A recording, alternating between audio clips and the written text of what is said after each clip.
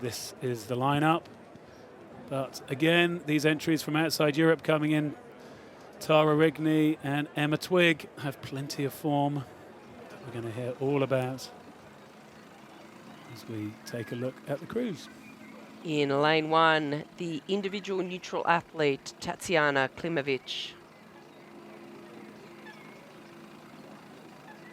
In lane 2, from Australia, world bronze medalist from last year, Tara Rigney.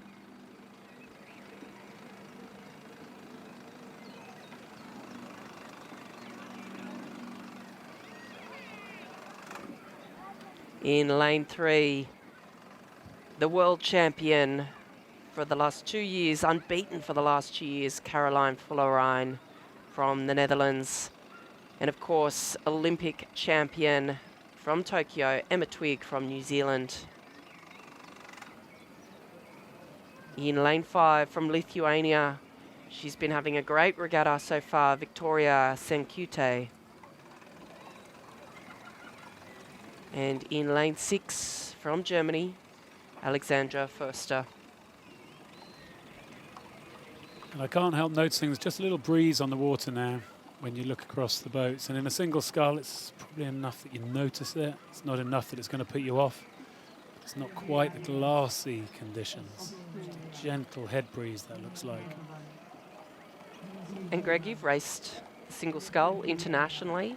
Can you tell us a little bit about the comparison between being a single sculler and the mindset as compared to the bigger boats? The wonderful thing here is that these athletes will be in their own head. They make their own choices and they have a race plan, and the race plan really is something that you've got flexibility with, you've got adaptability with. So we will see Caroline Florijn going off the start here. And what I love is just the way she turns up. She just is herself. She's just consistent. She sculls so well. And I think she's kind of almost got that flexibility to do what she needs to when she needs to do it. And that's one of those magical things that I think you get in a single, different to a crew boat. And in the previous race in the men's single scull, we spoke a bit about the intimacy of that racing situation and relationship between the single scullers, because probably more than any other boat where there can be a lot of changes, these athletes are quite consistent year on year. For example, the three in the middle of the course, Rigney from Australia, Florijn from the Netherlands and Twigg from New Zealand, they've been on the podium the last 2 years at the World Championships. So how do you come back and have something fresh or have something different and turn around a result year on year? Yeah, I think it's what we saw in the men's single scull race, which is that you use some different tactics, you work on some things, and I'm sure Emma Twigg will have been doing that. Silver medalist, as you say, last year, behind Florijn, Tara Rigney, bronze medalists. But this is the first time we've seen them in the same race, on the same water here in 2024, only 8 weeks before the Olympic Games. So taking a look now at Emma Twigg, she's sculling very efficiently. We know what a wily competitor she is. But we're having a look. It's actually Tara Rigney over there who is pretty much bow ball to bow ball with Caroline Florijn. This is so cool. Tara Rigney is such an amazing athlete, only 71 kilos. She came from netball. She came to rowing because she wasn't able to continue playing. She suffered a knee injury, which and did rowing as part of a rehab. And she did row at school, but now she's, of course, our international single sculler, but, really unassuming Sydney University Boat Club woman. And here she is serving it up to the world champion as they're in the second 500, and they are, as you say, bow ball to bow ball. Emma Twigg just sitting about a length down, but I would never write her off. It is these three that are going to be fighting for the medals, but who will take what colour is the question. Well, Emma Twigg, she's still going at it. So good to see her still competing at this level. But Tara Rigney is the one who's on the up. She's the one with youth on her side, and she's the one who's taking it now to Caroline Florijn. We've seen her so dominant throughout the season here in Europe, controlling races the way she did last year. When we look here at Tara Rigney, she's really leaving those arms out a long time. She gets those blades in. Her seat just kind of moves at a good time to the rest of the way she opens her body up. I actually prefer the way Caroline Florijn sculls, though. The Caroline Florijn is almost slow with her legs, that she gets the blades in, the blades are locked, and then she goes. And I really love the way she just then goes and presses the boat shunts the boat along. She's so connected and her back opens up. That's what I like about Florijn, but I'm not sure if it'll be enough to beat Tara Rigney today. Well, Tara Rigney's down on 34 strokes per minute. The Dutch sculler up on about 35, 36. But Tara is really just sitting there on her heels, isn't she? Coached by Ellen Randall. Ellen also coached the Australian women's double that picked up the silver medal, so doing a great job with our Australian small boats. We see a look there across from Emma Twigg, the Kiwi, the Olympic champion, to see what is going on at the front of the field. She's going to have to dig in here. She wants to get herself onto terms with these two leading scullers, but it is still Caroline Florijn, the world champion for the last 2 years, narrowly ahead of Tara Rigney, 0.39 of a second. Can Tara do what she hasn't managed to do internationally yet, which no one has managed to do for the last 2 years, and upset the Dutch woman? Well, let's see. You can see that leg drive now that I'm talking about. The blades go in and then the work really comes on, I think, from Caroline Florijn. But they're more or less stroke for stroke in terms of rate. But as you've said, Tara Rigney is much shorter, much smaller athlete actually than Caroline Florijn. So she has to be kind of a little bit more punchy with her stroke, which is the way it looks. So as you said, what's the difference between a single and a crew boat? You do what's right for you. You scull the way you need to for yourself. You don't need to fit in with anyone else, of course. And we've seen great rivalries unfold in the single scull, Greg, over the years. And the rivalry between these three seems to be establishing itself. This will be the third year. It's more or less been the same three athletes on the podium.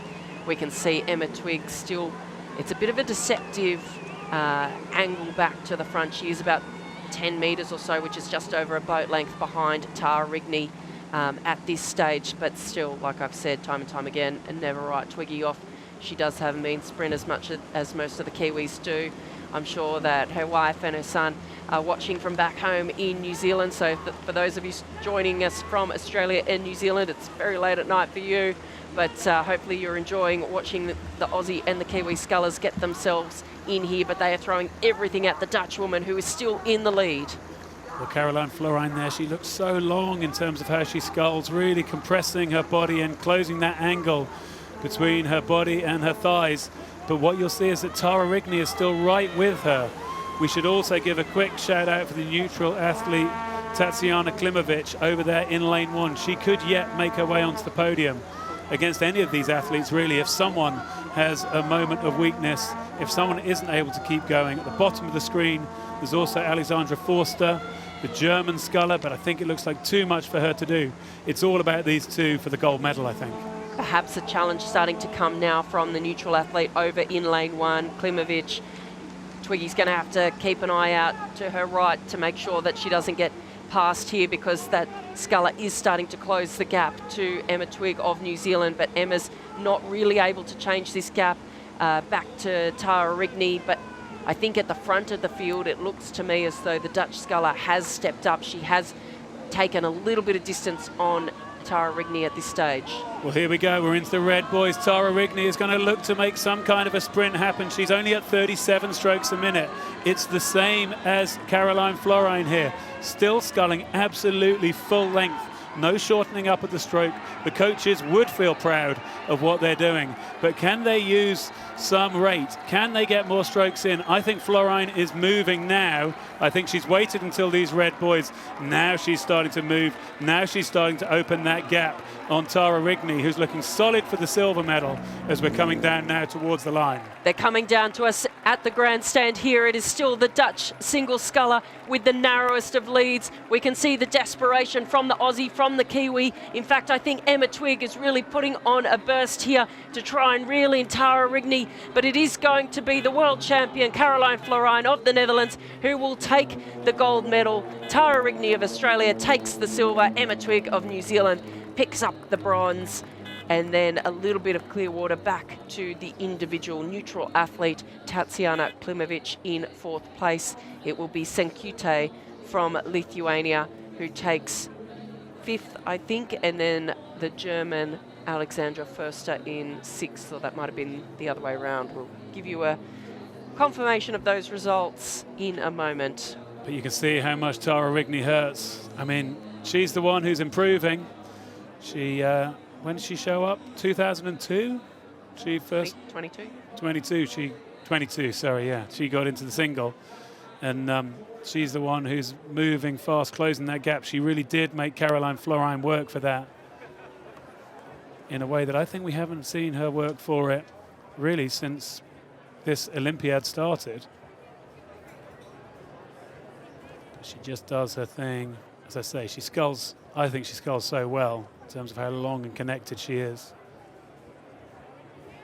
She just keeps churning it out, and just keeping churning it out was enough today. I do wonder whether at the Olympic Games, keeping churning it out is going to be enough, or whether Tara Rigney here, possibly Emma Twigg, possibly anyone else, is going to find a way to sprint, find something a little bit different, a bit like we saw in the men's single scull race, or whether Florine will get to just scull her race and win by a length. Well, the Dutch from here, I understand, are going up to altitude training. I've been told that they're doing a series of 3-week blocks at altitude across this season. They will be missing World Cup 3 to do that, as we have confirmation there of that women's scull race. Flower. Yeah, I don't know if they've been matching flowers to people, have they? Here we go, here we go. Are they going to... Oh, they nailed the lift. Nailed the lift this time. What Well a done. great picture.